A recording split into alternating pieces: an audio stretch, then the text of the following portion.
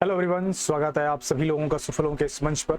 और जैसा कि आप सभी जानते हैं, वीडियो के री एग्जाम के जो आपका 26-27 जून को होने वाला है, उससे संबंधित हम हिंदी में टॉपिक वाइज क्वेश्चंस कर रहे हैं, जिसमें हमने वर्डमाला कर लिया है। उसमें आप लोगों का काफी अच्छा रिस्पॉन्स रहा। लेकिन अब हम क्या करेंगे, टॉपिक वाइज ही चलेंगे, यानी जितने भी क्वेश्चन हो कंप्लीट करेंगे। तो आज हमारा विराम चिन्ह से संबंधित प्रश्न है, जो वर्तनी से रिलेटेड आता है आपका। तो वर्तनी भी अगला टॉपिक होगा, वो भी हम करेक्ट करेंगे। लेकिन अभी यहाँ जो भाग 5 है, इसमें विराम चिन्ह से संबंधित लगभग 100 प्रश्नों को हम देखेंगे विद कंसेप्ट के साइज। आप लोग को बहुत सारी चीजें पता है कि अल्प विराम क्या होता है, अर्ध विराम क्या होता है, बट उसको कभी भी नाम के माध्यम से आप नहीं जाने, उसका सही उपयोग क्या है वो नहीं समझे। इस सेशन में आज हम देखेंगे। तो चलिए फिर शुरू हो जाते हैं बिना किसी देरी के। तो पहले हम क्वेश्चन पर जाने से पहले कुछ हम टॉपिक देखेंगे, टॉपिक पे कुछ कंसेप्ट देखेंगे। ठीक है, देखिए यहाँ पे विराम चिन्हों के भेद, अब भेद के बारे में जानेंगे। तो सबसे पहले क्या है, अल्प विराम। देखिए इस तरह का अल्प विराम होता है, अर्ध विराम, पूर्ण विराम, प्रश्न चिन्ह, आश्चर्य या विस्मय बोधक, एक्सक्लेमेटरी मार्क जिसे आप इंग्लिश में कहते हो। ठीक है, निर्देशक चिन्ह, डैश जिसे बोलते हैं, योजक या सामासिक चिन्ह, कोष्टक में आपका वर्गाकार सर्पिलाकार कोष्टक होता है आपका, अवतरण है ना, उद्धरण, अवतरण उद्धरण में डिफरेंस है, ध्यान दीजिएगा। अपूर्ण सूचक, ये उपविराम या अपूर्ण विराम भी कहते हैं। ठीक है, विवरण चिन्ह, पुनरुक्ति सूचक, अपने आप को हाइड कर लेता हूं तभी पीछे का दिखेगा आपको। देखिए पुनरुक्ति सूचक, ठीक है, लाघव या संक्षेप सूचक, श्लोक चिन्ह। अभी सब के बारे में हम जब क्वेश्चन के माध्यम से जानते चले जाएंगे डिटेल में। अभी केवल आप सुन लीजिए कि कौन चीज क्या कहलाता है, कौन सा चिन्ह क्या कहलाता है। ये लोप चिन्ह हो गया आपका, डॉट डॉट या प्लस प्लस, पाद या रेखिका चिन्ह जिसे कहते हैं। ठीक है, दीर्घ उच्चारण जो है चिन्ह है ये आपका, पाद बिंदु है, हंस पद, पाद बिंदु वो आपका नुक्ता वाला ही है। ठीक है, ये ध्यान रखिएगा। हंस पद, त्रुटि या काक पद, ये तीनों एक ही नाम है, ये ध्यान रखिएगा। टीका सूचक, ये चीज ध्यान दीजिएगा। तुल्यता सूचक, जो तुलना करनी होती है, समता, ये बराबर वाला चिन्ह आता है। और समाप्ति सूचक, जो कभी की पैराग्राफ समाप्त करना है, को समाप्त करना, तो समाप्ति सूचक आपका आता है। तो चलिए फिर अब हम प्रश्नों पे आगे बढ़ते हैं और आपके सामने भी हाजिर हो जाते हैं। चलिए फिर पहला प्रश्न क्या है हमारा, मुझे बाहर जाना है। पहला प्रश्न है मुझे बाहर जाना है। यहाँ पे ये देखिए रेखांकित है, चिन्ह को पहचानना है। क्या है ये, पूर्ण विराम है, प्रश्नवाचक चिन्ह है, अल्प विराम है या लाघव चिन्ह। तो ये पूर्ण विराम का चिन्ह है। ठीक है, ए इज द राइट आंसर, पूर्ण विराम इसे हम कहेंगे। नेक्स्ट आ जाइए।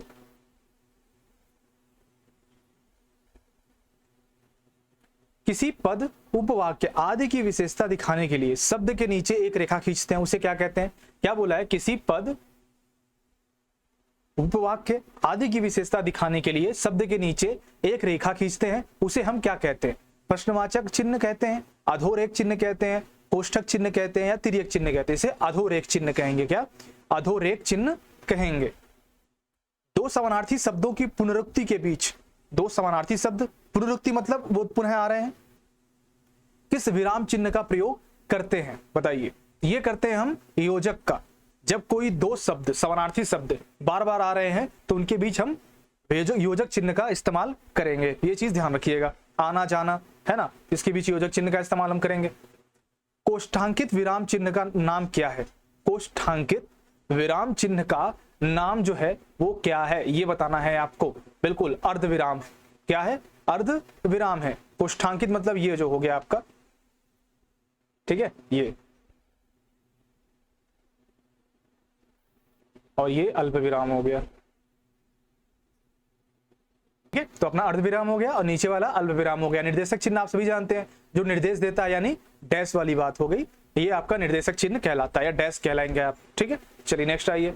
योजक, संयोजक, ये समता चिन्ह, वो भी आपका थोड़ा सा छोटा डैश रहेगा। ठीक है, ध्यान दीजिएगा। ये देखिए, ये विराम चिन्ह जो है प्रयुक्त होता है, विराम चिन्ह, तुल्यता सूचक, लाघव चिन्ह या संयोजक सूचक।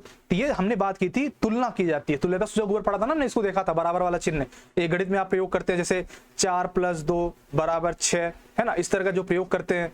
पाषाण, पाषाण बराबर क्या होता है, पत्थर होता है। तो इन सब जगहों पे हम इसका इस्तेमाल करते हैं। तो ये तुल्यता सूचक जो है हमारा शब्द जो हो जाएगा। ठीक है, ये ध्यान दीजिएगा। नेक्स्ट आइए।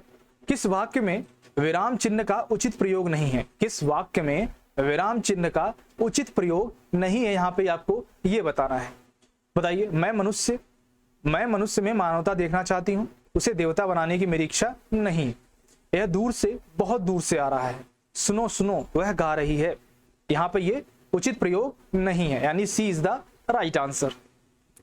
यहां देखिए विराम चिन्ह प्रयुक्त होता है, ये कौन सा विराम चिन्ह है? ये जो डैश वाला है कौन सा विराम चिन्ह है? विवरण वाला है, तुल्यतक है, तुल्यता है, या संयोजक है, या लाघव है? बताइए फटाफट। क्वेश्चन नंबर 7, यस बिल्कुल सही आंसर, संयोजक। हमने बात की थी ना, ये संयोजक चिन्ह के अंतर्गत आएगा। जहां वाक्य की गति अंतिम रूप ले ले, विचार के तार टूट जाएं, वहां किस चिन्ह का प्रयोग आप करोगे? बताओ, वहां आप किस चिन्ह का प्रयोग करोगे? तो वहां पूर्ण विराम का प्रयोग आपको करना है। किसी की कही हुई बात को स्पष्ट करने के लिए वाक्य के अंत में किस चिन्ह का उपयोग करते हैं? किसी कही हुई बात को स्पष्ट करने के लिए, है ना, जैसे मैं कुछ जगहों पे जा रहा हूं, जैसे लखनऊ, कानपुर, शिमला, ठीक है। तो ये जैसे कि हमने क्या किया, स्पष्ट किया ना वाक्य को। तो यहां पर जो वाक्य को हमने स्पष्ट कर रहे हैं तो वो क्या कहलाएगा? इस शब्द को क्या विवरण कह लेंगे, क्या कहेंगे? हम विवरण दे रहे हैं, तो यहां विवरण इज द राइट आंसर। चलिए नेक्स्ट आइए। किसी अक्षर या शब्द पर विशेष बल देने के लिए किस चिन्ह का प्रयोग किया जाता है? किसी अक्षर या शब्द पर विशेष बल अगर आपको देना हो तो आप किस चिन्ह का प्रयोग करोगे? बताओ। बिल्कुल सही, जो आपका इकारा उद्धरण होता है ना, जैसे कि सूर्य कांत त्रिपाठी। अब हमें निराला लिखना है, उनको निराला भी कहते हैं, तो ये हम सिंगल उद्धरण में लिखेंगे, इकहरा उद्धरण में हम इसको लिखेंगे, इसलिए ये इकहरा उद्धरण कहलाएगा विशेष बल देने के लिए। और ज्यों का त्यों अगर साबित करना है, जैसे कि मेरे पिताजी ने कहा था कि तुम बहुत एक बड़े आदमी बनोगे, तो तुम बहुत बड़े आदमी बनोगे, ये दोहरे उद्धरण में आएगा। मतलब ये कोई चीज किसने कहा था? जैसे सुभाष चंद्र बोस जी ने कहा था तुम मुझे खून दो मैं तुम्हें आजादी दूंगा, तो तुम मुझे खून दो मैं तुम्हें आजादी दूंगा, ये जो है दोहरा उद्धरण के अंतर्गत आएगा, ये चीज ध्यान रखिएगा।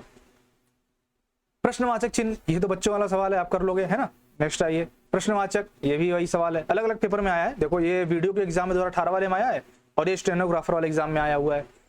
निर्देशक चिन्ह, हमने क्या बात किया था? निर्देशक, जैसे हम डैश भी कहते हैं, तो D is the right answer. ये डैश चिन्ह या निर्देशक चिन्ह भी कहा जाता है, थोड़ा बहुत ज्यादा संयोजक भी, ये समता चिन्ह भी इसी की ऐसा ही होता है। कौन इसमें विराम चिन्ह का प्रकार नहीं? निर्देशक है, ठीक है, लाघव है, उपदेशक है, सॉरी उपदेशक नहीं है, विवरण है ना, जो हमने बात की थी, ये विवरण के अंतर्गत आता है, तो this is the right answer. उपदेशक जो है विराम चिन्ह के अंतर्गत नहीं आता, इसलिए हमारा ये आंसर राइट हो जाएगा। जहां वाक्य की गति अंतिम रूप ले ले, विचार के तार टूट जाए, वहां किस चिन्ह का प्रयोग करते हैं? हमने भी बात की थी पहले, पूर्ण विराम की बात की थी, ठीक है। चलिए नेक्स्ट आइए। कौन सा अल्प विराम चिन्ह है? अभी हमने ऊपर बात की थी प्रश्न संख्या 1 में कि अल्प विराम चिन्ह जो है कौन सा आएगा, बताइए। बिल्कुल सही, बिल्कुल सही, ये अल्प विराम है। ध्यान दीजिएगा, कंफ्यूज हो जाते हैं लोग, अल्प विराम, ठीक है, और ये अर्ध विराम है, ठीक।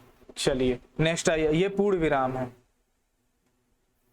पूर्ण विराम, और ये नुक्ता आप कह सकते हैं, ठीक है, ये आपात बिंदु कह सकते हैं। चलिए नेक्स्ट आइए। ये प्लस प्लस का जो रेखांकित चिन्ह है, ये कौन सा है? लोप सूचक चिन्ह है, स्थान सूचक चिन्ह है, समाप्ति सूचक चिन्ह है, या टीका सूचक चिन्ह? अभी हमने ऊपर पढ़ा था ना, ये कौन से चिन्ह के अंतर्गत आएगा? बिल्कुल सही, ये लोप सूचक मतलब समाप्ति वाला है, लोप सूचक चिन्ह के अंतर्गत आएगा, लोप चिन्ह भी बोल सकते हैं आप। दो समानार्थी शब्दों की पुनरुक्ति के बीच किस विराम चिन्ह का प्रयोग होता है? बात की थी ना, योजक का प्रयोग होता है, ठीक है। पूर्ण विराम को पहचानिए, पूर्ण विराम ये रहा आपका पूर्ण विराम, ये भी कोई पूछने वाली बात है। नेक्स्ट आइए। ओह बहुत कठिन समय आया है, दिए गए वाक्य में उचित विराम चिन्ह लगाइए। ओ का हमने क्या बात किया था? विस्मयादिबोधक, यानी ए इज द राइट आंसर। हे भगवान मेरी रक्षा करो, दिए गए वाक्य में देखिए क्या यहाँ इस्तेमाल होगा? बिल्कुल सही, बिल्कुल सही, विस्मयादिबोधक, हे भगवान, है ना, आश्चर्य की बात हो रही है, अरे वाह, उल्लास की बात हो रही है, आपका आगमन तो आकस्मिक है, तो क्या होगा? विस्मयादिबोधक होगा। कौन सा अल्प विराम चिन्ह है? अल्प विराम के बारे में हमने क्या बात की थी, बताइए। बिल्कुल सही, अल्प विराम ये रहा। चलिए नेक्स्ट आइए। और अर्ध विराम ये है, अर्ध विराम मतलब आधा कर दिया हमने, ठीक है, ये ध्यान रखिएगा, आधे पर से ये विराम हो गया। देखो अभी मैं वाक्य दे रहा था ना आपको, नेताजी ने कहा था तुम मुझे खून दो मैं तुम्हें आजादी दूंगा। अब ये चीज कहा हुआ है, किसी ने कहा है तो उसको हमने यहाँ पर उद्धृत किया है, मतलब उस तरह से लिखा है। तो ये एक हरा अगर दिया रहता, दोहरा दिया रहता तो आपको चूज करना पड़ता, नहीं दिया है, सीधे उद्धृत चूज करना है, कोई कठिन काम नहीं है ना, सीधे उद्धृत चिन्ह के अंतर्गत आ जाएगा। नेक्स्ट आइए, जहां वाक्य गति अंतिम रूप ले ले, विचार के तार टूट जाए, वहां किस चिन्ह का प्रयोग करते हैं? बिल्कुल सेम वही चीज आ रहा है बार बार, पूर्ण विराम का प्रयोग करते हैं। ठीक है, चलिए नेक्स्ट आइए, पूर्ण विराम को पहचानिए। ये रहा भाई, लो पूर्ण विराम, लो अच्छे से लो। उद्धृत चिन्ह का प्रयोग कहां होता है? जब वाक्य अर्थ की दृष्टि से पूर्ण हो जाए, जब कोई प्रश्न पूछा गया हो, जब किसी के कथन को ज्यों का त्यों उद्धृत किया जाए। मिल गया ना हमारा आंसर, जब किसी के कथन को ज्यों का त्यों उद्धृत किया जाए तो वो उद्धृत चिन्ह के अंतर्गत आता है। Concept clear, very good. Next आइए, हंस पद किस विराम का एक और नाम है? देखो हंस पद, काक पद, हंस पद, काक पद और त्रुटि पद, ये सभी जो है तीनों एक ही नाम है। और तीनों एक ही नाम किसके हैं? जब कोई आप बोलते हो ना, कोई शब्द बोल रहा है, जैसे कि मैं घर चला गया। अब सोचे यार कल तो छूटी गया, तो मैं कल घर चला गया था, तो कल जैसे देखो मैं घर चला गया था। अब कोई बोला यार कब घर गए थे, तो मैं कल घर चला गया था, तो आप ऐसे करोगे काकपद की तरह, कौवे का जो निशान होता है पैर का, और यहाँ कल लिख दोगे। मतलब कोई छूटा हुआ पद हो जो आपके वाक्य में छूट गया हो, उसको लिखने के लिए हम इस काक पद का, हंस पद का, त्रुटि पद का इस्तेमाल हम करते हैं। ये चीज ध्यान रखिएगा। तो क्या आंसर हो गया? त्रुटि विराम is the right answer. Clear है सभी को? चलिए नेक्स्ट आइए, विरामादि चिन्हों की दृष्टि से कौन सा वाक्य शुद्ध है? यहाँ पर शुद्ध पूछा है। तो पिता ने पुत्र से कहा देर हो रही है, कब आओगे? पिता ने पुत्र से कहा देर हो रही है, कब आओगे? अब देखो यहाँ प्रश्नवाचक चिन्ह तो लगेगा, ये तो सिंपल सा मतलब है ना, लेकिन ये भी कहना है कि पिता ने पुत्र से कहा वो कहा हुआ है, वो कहा हुआ शब्द हम यहाँ रख रहे हैं, तो उद्धरण का प्रयोग करेंगे। तो देर हो रही है कब आओगे, तो उद्धरण में रहेगा आपका। ठीक है, तो this is the right answer. Question mark भी यहाँ पर है। ठीक है, बाकी ये तो होने से रहा, और उद्धरण का इस्तेमाल नहीं हुआ तो ये भी नहीं आंसर होगा हमारा। जहां पूर्ण विराम की अपेक्षा कम अल्प विराम से अधिक रुकना अपेक्षित हो, पूर्ण विराम से की अपेक्षा कम है ना, और अल्प विराम, जो अल्प विराम आपका आता है ये वाला, से अधिक रुकना अपेक्षित है, तो वहां कौन सा चिन्ह प्रयोग करेंगे? वहां हम प्रयोग करेंगे अर्ध विराम का, जो इसमें आधा हो जाता है, ये अर्ध विराम आपका चिन्ह का इस्तेमाल होता है। ठीक है, सब लोग ध्यान दे रहे हैं, वेरी गुड। सोना नहीं है, जगने जाना है, बोर होना है तो बताना है, वीडियो को फटाफट कर देना है, 2 पे लगा देना है, 1.5 पे लगा देना है। हर्ष, शोक, घृणा, आश्चर्य जैसे भावों को व्यक्त करने के लिए किन चिन्हों का प्रयोग करते हैं? एक्सक्लेमेटरी मार्क यानी विस्मयादिबोधक। ठीक है, हमने इंग्लिश से पढ़ा है, हिंदी में भी वही चीज है। मोहन आज घूमने जाएगा, तो प्रयुक्त वाक्य में कौन सा विराम चिन्ह लगा है? मोहन आज घूमने जाएगा, पूर्ण विराम लगा है। कोई सिंपल कोई कठिन काम नहीं है। ठीक है, बस फटाफट करते जाना है, इसलिए टाइम ज्यादा इसमें वेस्ट नहीं करना है हमें। 13 मिनट हो गए, फटाफट करने की कोशिश करेंगे। कौन सा विकल्प विराम भेद और उसके चिन्ह को सुमेलित नहीं करता है? पूर्ण विराम ये सही है, अल्प विराम ये भी सही है, योजक चिन्ह गलत है, उद्धरण चिन्ह ये सही है। योजक चिन्ह क्या होता है? ठीक है, ये ध्यान दीजिएगा। नेक्स्ट आइए, काक पद का उपयोग कब होता है? अभी मैंने काक पद, त्रुटि पद और हंस पद ये तीनों के बारे में बताया था। तो काक पद का मतलब क्या होता है? छूटे हुए अंश के लिए, कोई अंश छूट गया हो उसको लिखने के लिए हम काक पद का इस्तेमाल करते हैं। D is the right answer. मनोविकार सूचक शब्दों, वाक्यांशों और वाक्यों के अंत में किस चिन्ह का हम प्रयोग करते हैं, ये आपको बताना है। तो ये हम विस्मय बोधक शब्दों का, किसका? विस्मय बोधक शब्दों का हम इस्तेमाल करते हैं। जब वाक्य के मध्य में कोई शब्द या पद छूट जाता है, तब उसे पूरा करने के लिए उस स्थान पर कौन सा विराम चिन्ह लगाकर उसके ऊपर लिखा जाता है? हंस पद, अभी हमने बात की ना, हंस पद, काक पद, अलग अलग नाम दे देता है, तो आप कंफ्यूज मत कीजिएगा, सर हंस पद पढ़ाया था, काक पद आ गया, नहीं कर पाए, है ना। त्रुटि विराम ये सब याद रखिएगा। क्लियर है? चलिए नेक्स्ट आइए।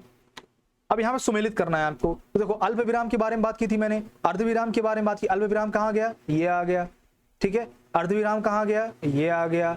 विस्मयादिबोधक कहाँ गया? यहाँ आ गया। निर्देशक चिन्ह डैश कहाँ गया?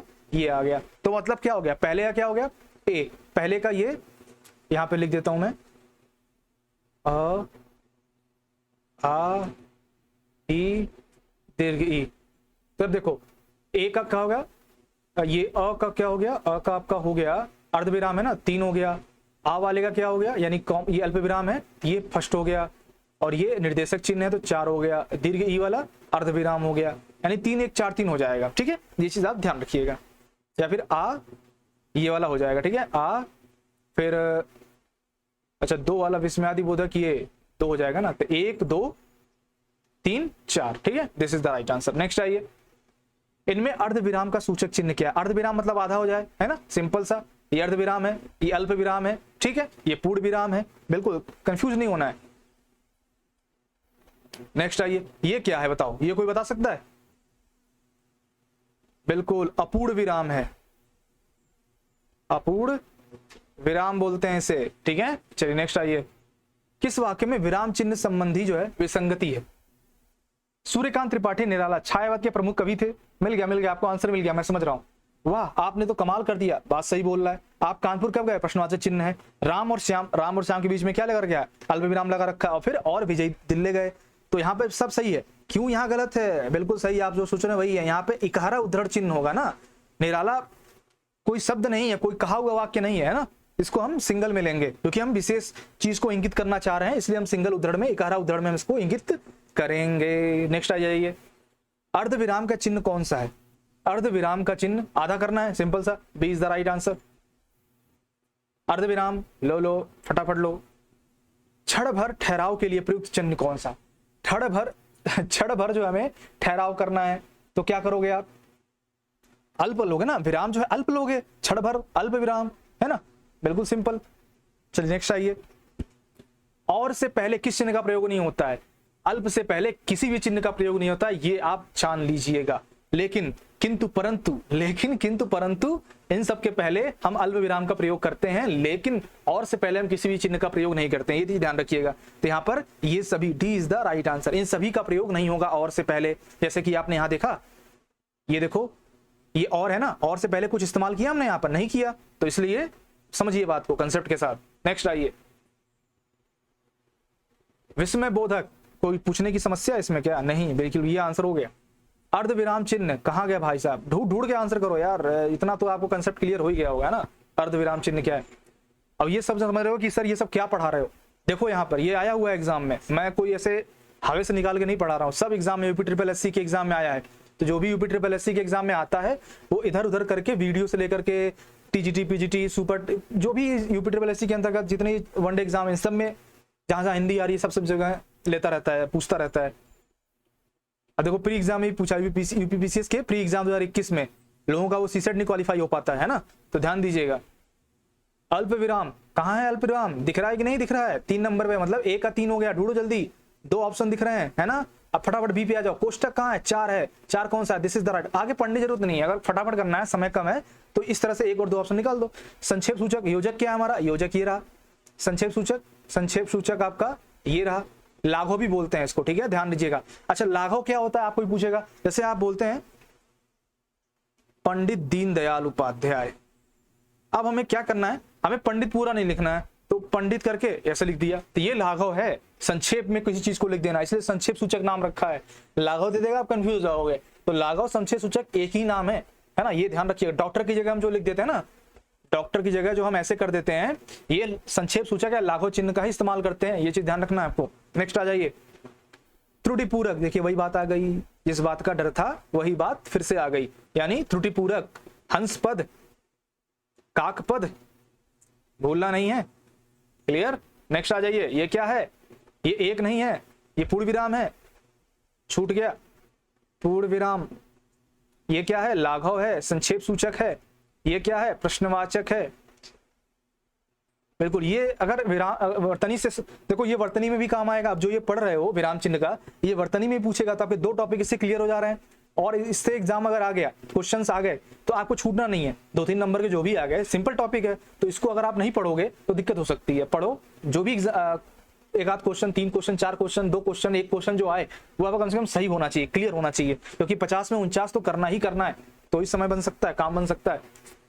कौन सा योजक चिन्ह है? कोई पूछने की समस्या है? सी इज द राइट आंसर, ठीक है। उद्धरण, अल्प विराम, पूर्ण विराम, फटाफट बोलते जाइए साथ में।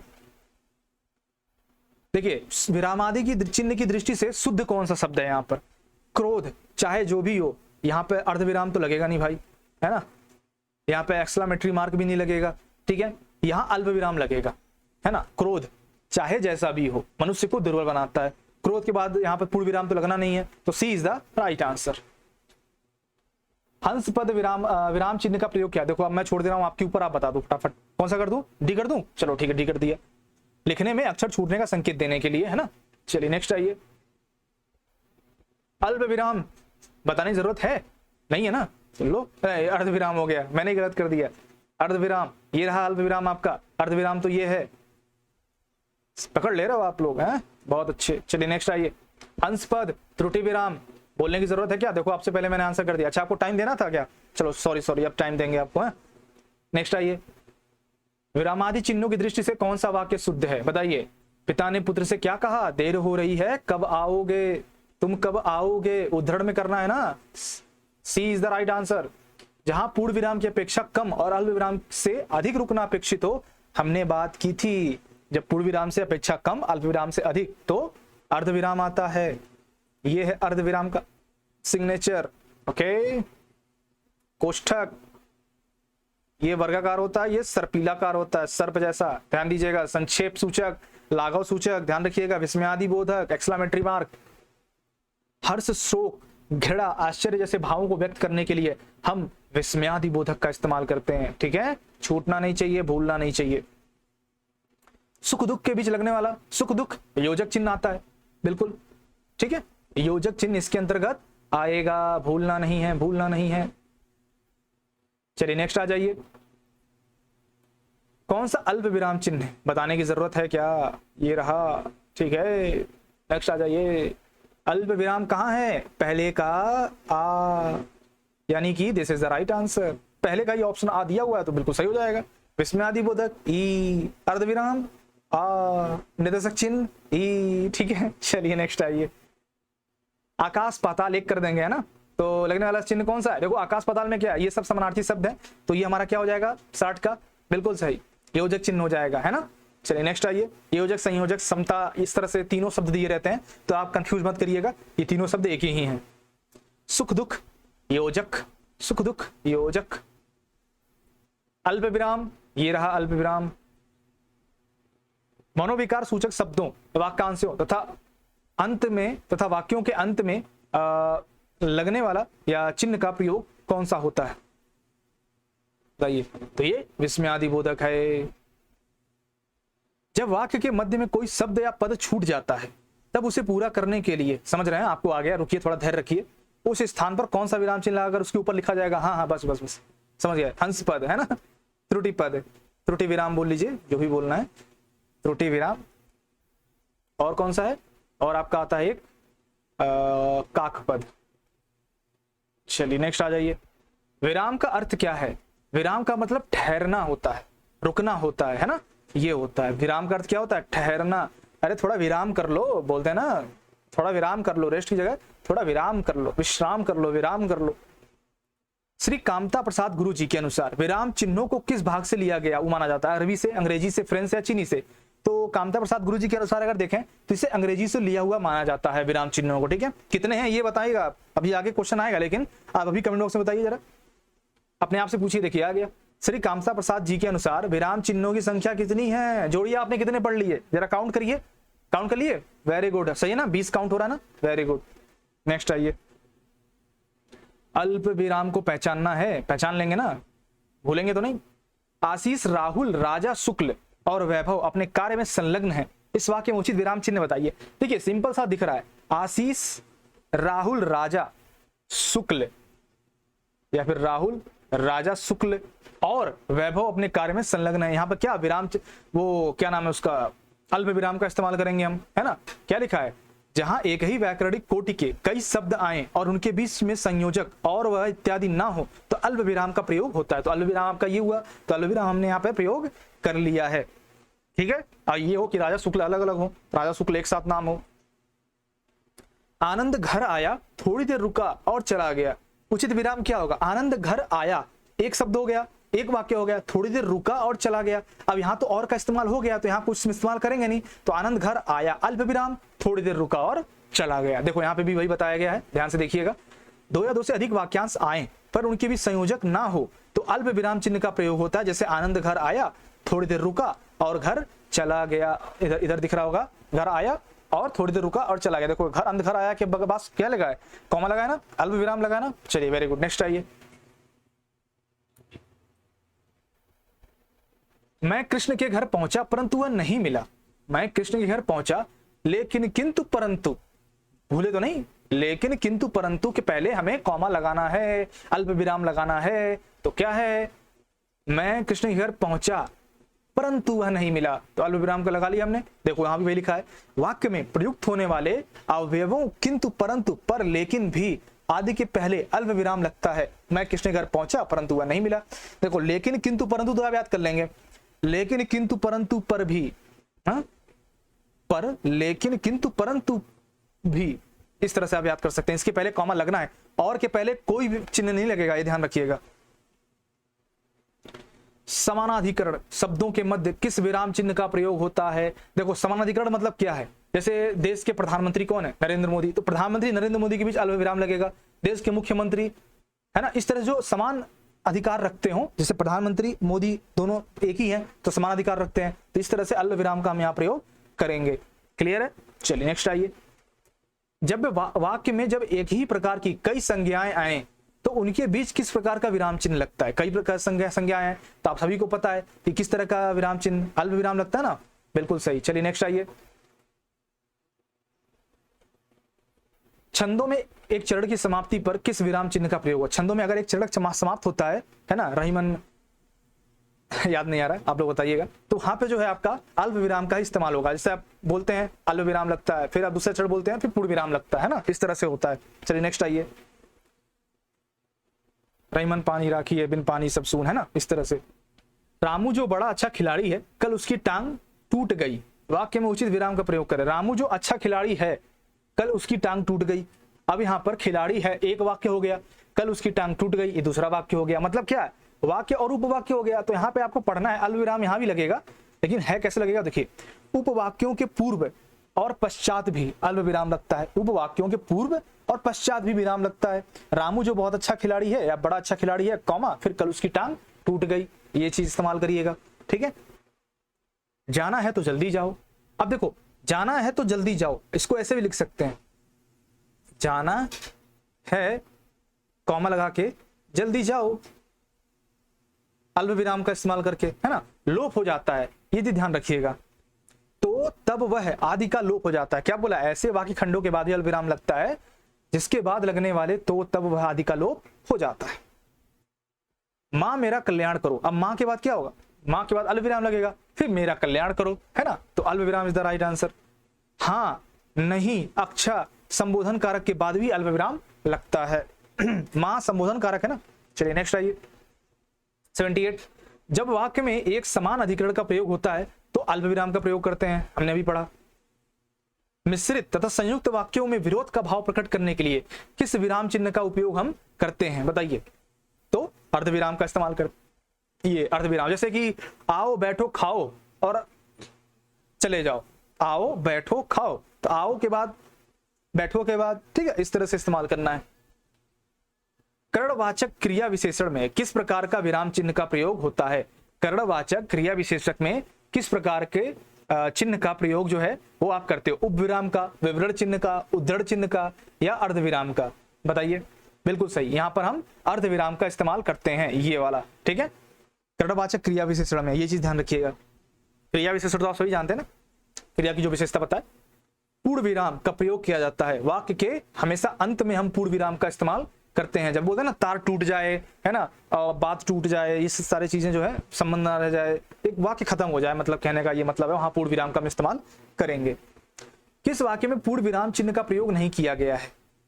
वाक्य के अंत में, कहानी उपन्यास लिखने में, छंद के चरणों की समाप्ति पर, इनमें से कोई नहीं। तो इनमें से कोई नहीं, बाकी सब में किया गया। देखो वाक्य अंत में करते हैं, कहानी उपन्यास लिखने में करते हैं, छंद के चरणों की समाप्ति पे करते हैं, ठीक है। तो यहाँ पर नहीं पूछा है, इसलिए हमारा डी आंसर हो जाएगा।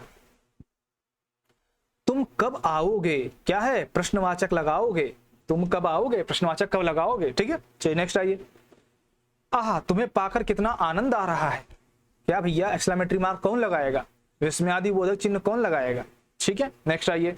कबीर वाणी के डिक्टेटर थे, समझ गए ना क्या प्रयोग हुआ है, उद्धरण चिन्ह का प्रयोग हुआ है ना, क्योंकि ये कहा गया है कबीर वाणी के डिक्टेटर थे, ये चीज कहा गया है, इसलिए उद्धरण चिन्ह हमारा आंसर होगा, ठीक है। संयोजक चिन्ह को किस अन्य नाम से जानते हैं? समासिक चिन्ह के नाम से जानते हैं। ये ध्यान रखिएगा, संयोजक समासिक को भी एक नाम से जानते हैं। भूल सुधारने अथवा शब्द में किसी त्रुटि को सही दिखा के, अब यहाँ देखो ये चीज अलग है, यहाँ भूल सुधार करके उसको दिखाना है हमें अलग से, तो उसको क्या करेंगे, ब्रैकेट में लिखेंगे। आप पूछोगे सर ब्रैकेट कौन सा इस्तेमाल होगा, तो ब्रैकेट आपको देखो दो तरह के हैं, एक तो नॉर्मल ब्रैकेट हो गया, फिर वर्गाकार हो गया, फिर सर्पिलाकार हो गया, है ना। तो यहाँ पर जो है ये इस ब्रैकेट का इस्तेमाल हम करेंगे भूल सुधारने के लिए, किसी त्रुटि को सही दिखाने के लिए। जैसे इसमें उद्धरण का जैसे कि इस्तेमाल करते हैं कि नेता, फिर हम ब्रैकेट में लिख देते हैं क्या, अपनी टोपी सीधी करते हुए या अपना गमछा सीधी करते हुए, अपना हाथ उठा कहते हुए, ठीक ये चीज। तो ये हाथ उठा के कहते हुए, हाथ उठा करके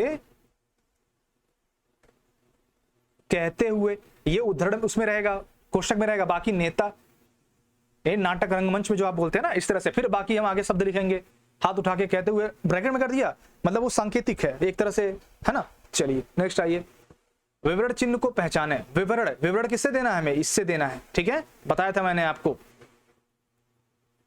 पुनरुक्ति व लाघव चिन्ह को पहचाने, पुनरुक्ति व लाघव चिन्ह को पहचाने। हमने बात की थी ना, पुनरुक्ति में क्या आता है, ये आता है, लाघव में क्या आता है, ये आता है। This is the right answer. चलिए नेक्स्ट आइए, पाद चिन्ह को श्री कामता प्रसाद गुरुजी ने किस अन्य नाम से अभिविहित किया है? देखिए पाद चिन्ह और पाद बिंदु में अंतर है, ठीक है। पाद चिन्ह में आपके श्री कामता प्रसाद जी ने रेखा से, किससे, रेखा भी इसको कहा है, ठीक है। नेक्स्ट आइए, कोई चीज जैसे कि राम घर से सामान ले आया, सामान के नीचे हमने वो करना है, रेखा लगाना, तो रेखा लगा दो, पाद रेखा लगा दो, है ना। हंस पद का एक और नाम क्या है, भूल रहे हैं कि नहीं, काक पद, त्रुटि विराम।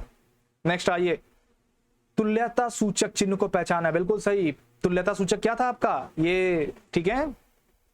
पाद बिंदु चिन्ह की पहचान करें, पाद बिंदु चिन्ह क्या है, चिन्ह की बात की है तो ये नुक्ता जिसे कहते हैं, नुक्ता, है ना, इसे पाद बिंदु कहते हैं। ये अरबी फारसी के शब्दों में के खास उच्चारण पर जो शब्द को जोड़ देने के लिए, जमीन, खिदमत, जमानत, गजल, ठीक है, ये सारी चीजें पाद बिंदु यानी नुक्ता चिन्ह के अंतर्गत आती हैं। नेक्स्ट आइए, समाप्ति सूचक चिन्ह की पहचान करें। समाप्ति सूचक, है ना, तो ये आता है समाप्ति सूचक, ये इस तरह से समाप्ति सूचक चिन्ह के अंतर्गत आता है। अपूर्ण सूचक जिसे कहते हैं, ये अपूर्ण सूचक आता है। अस्वर नहीं है, अब देखो यहाँ पे अस्वर किस में नहीं है बताओ, मेरे हिसाब से तो इसमें डी में नहीं होना चाहिए, क्योंकि इसमें छोटा ए आया है, जबकि पूछा क्या, बड़ा ए पूछा है। वैदिक में देखो आपका,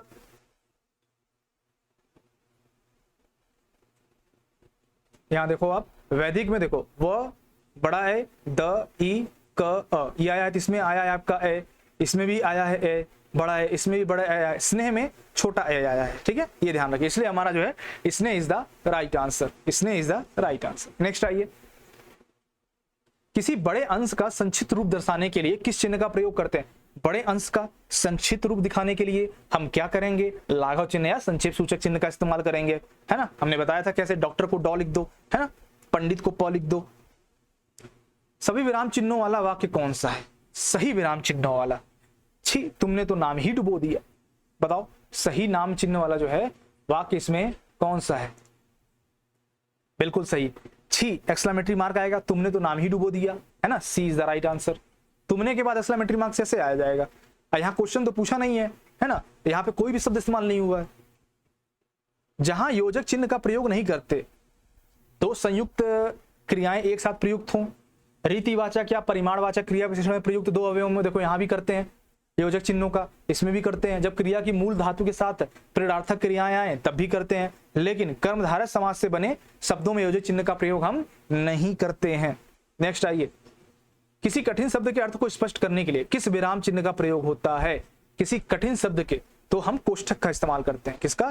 कोष्ठक का इस्तेमाल करते हैं, ठीक है। जैसे कोई कठिन शब्द आ गया है ना, तो उसका आपको मतलब भी बताना है, तो बगल में कोष्ठक में उसका शब्द डाल दिया, आ गया समझ में, है ना। इस तरह से चीजें प्रयोग करेंगे। चलिए आ जाइए फटाफट 100वां क्वेश्चन, किस विराम चिन्ह का द्योतक है? कोष्ठक चिन्ह, सिंपल। सो आई होप आप सभी लोगों को चीजें समझ में आ गई होंगी। हमने कंसेप्ट भी देखा प्लस उसके साथ क्वेश्चन भी देखा 100, और आई थिंक आपको एक भी चीज छूटा नहीं होगा। यहाँ पे आप सब देख सकते हैं, सारी चीजें दी हुई हैं, है ना। एक चीज आपको जो दीर्घ उच्चारण चिन्ह है, जैसे हम इसका मतलब मैं आपको बता दूं, दिख रहा है कि नहीं, मैं हट जाऊं, ये देखो, हाँ यहाँ देखो दिख रहा होगा आपको, जो दीर्घ उच्चारण चिन्ह दिख रहा है ना, एस, ये वाला देखो उच्चारण चिन्ह है, इसका मतलब क्या, देखो जब भी आप उच्चारण करते हो ओम, है ना, ओम की जगह तो ये इस्तेमाल होता है, ठीक है। तो ये उच्चारण दीर्घ मतलब उच्चारण करना है, ये चीज ध्यान रखना। लोप चिन्ह में ये भी आता है, ये भी आता है, ये दोनों इस्तेमाल देखना। ओके, समाप्ति सूचक में ये था, और अपूर्ण सूचक में अगर देखा तो ये देखिए क्रॉस, ट्रिपल क्रॉस जो है अपूर्ण सूचक के अंतर्गत आएगा, ये चीज ध्यान रखिएगा। क्लियर है सभी को? आई थिंक सभी चीजें क्लियर हो गई होंगी। कुछ और टीका सूचक देखिए, ये टीका सूचक के अंतर्गत आता है, ठीक है। कोई भी चीज अगर दिक्कत आ रही हो तो आप दोबारा देखिए, आप पूरा देख लीजिए, स्क्रीनशॉट ले लीजिए, मैं हट जाता हूं यहां से।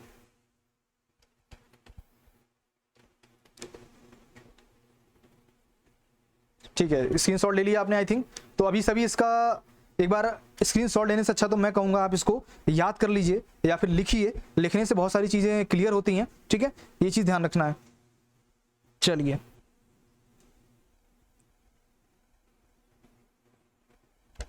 सो thank you so much guys for joining this session. I hope इस सेशन में आपको चीजें पता चली होंगी, कुछ चीजें समझ में आया होगा। नीचे डिस्क्रिप्शन बॉक्स में मैं वर्णमाला के चारों पार्ट्स के लिंक डाल दूंगा, वहां पे आप जाके देख सकते हो, प्लेलिस्ट का डाल दूंगा, वो चारों पार्ट भी आप देखिए, ये भी देखिए और आगे आने वाले क्लासेस को भी देखिए, ठीक है। आपको मजा आएगा, गारंटी आपको याद भी हो जाएगा।